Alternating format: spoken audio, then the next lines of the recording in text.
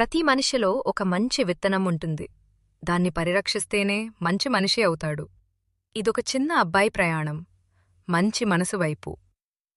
ఓ గ్రామం, పచ్చని చెట్లు, కోళ్ల కూయుమంటూ ఉదయం. అక్కడ వేదం అనే 12 ఏళ్ల బాలుడు ఉండేవాడు. తెలివైనవాడు, కాని తొందరపడి కోపం చేసే అలవాటు. చిన్న తప్పు జరిగినా అరుస్తాడు, కోపం వేసి పనులు వదిలేస్తాడు. అతని అమ్మమ్మ లక్ష్మమ్మ మాత్రం ఎంతో శాంతంగా, ప్రేమగా ఉండేది. ఒకరోజు వేదం కోపంతో పుస్తకాలు విసిరేయగా అమ్మమ్మ నవ్వుతూ అనింది, వేదం, మనలో ఉన్న కోపం ఒక విత్తనంలాంటిదమ్మా. 10 వేదం, మనలో ఉన్న కోపం ఒక విత్తనంలాంటిదమ్మా. నాటితే చెట్టవుతుంది. చెట్టు అయ్యాక నీ జీవితాన్ని ఆక్రమిస్తుంది. వేదంకి అర్థం కాలేదు. సాయంత్రం అమ్మమ్మ వేదాన్ని తోటకి పిలిచింది. చేతిలో ఒక చిన్న విత్తనం ఇచ్చింది.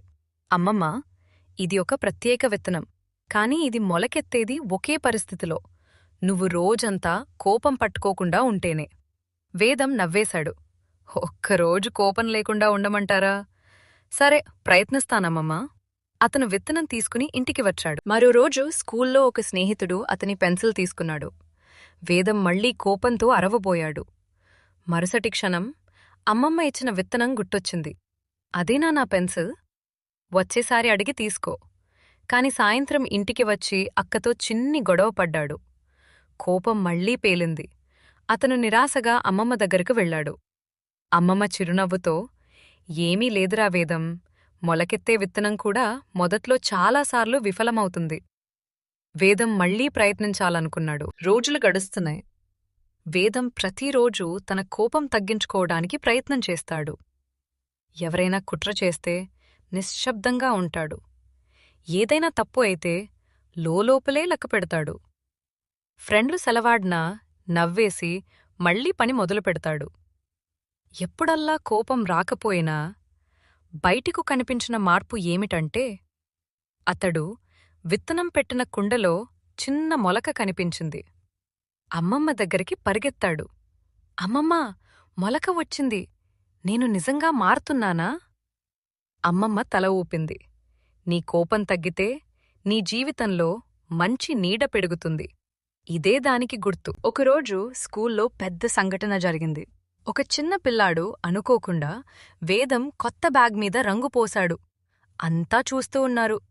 ఏ మంచి పిల్లవాడైనా ఆ సిచ్యువేషన్లో కోపం పడే పరిస్థితి. వేదం గుండె వేగంగా కొట్టుకుంది. అతడు కోపంతో ఆ పిల్లాడిపై అడిచేయడం బాగానే అనిపించింది. కాని వెంటనే మొలక గుర్తొచ్చింది. అమ్మమ్మ మాటలు గుర్తొచ్చాయి. అతడు లోతైన శ్వాస తీసుకున్నాడు. పిల్లాడిని కిందకి వంగినట్టు చూశాడు. అతడి కళ్లలో భయం ఉన్నది. వేదం మెల్లగా అతడి తలమీద చేయివేసి అన్నాడు, పర్లేదురా, అనుకోకుండా అయింది కదా. అందరూ ఆశ్చర్యపోయారు. ఆ రోజు వేదం ఇంటికి రావటంతో విత్తనం పెద్దగా, పచ్చగా, పూలు పూస్తున్న చిన్న మొక్కగా మారింది. అమ్మమ్మ గర్వంగా హత్తుకుంది. సంవత్సరాలు గడిచాయి.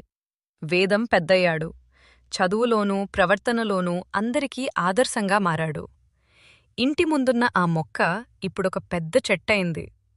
వేదం ప్రతిసారి దాని నీడలో కూర్చుని అమ్మమ్మ మాటలు గుర్తు చేసుకుంటాడు. మనసులో నాటే విత్తనం మన జీవితాన్ని నిర్ణయిస్తుంది. కోపం విత్తనం నాటితే నష్టం, శాంతి, సహనం విత్తనం నాటితే నీడ ఇస్తుంది.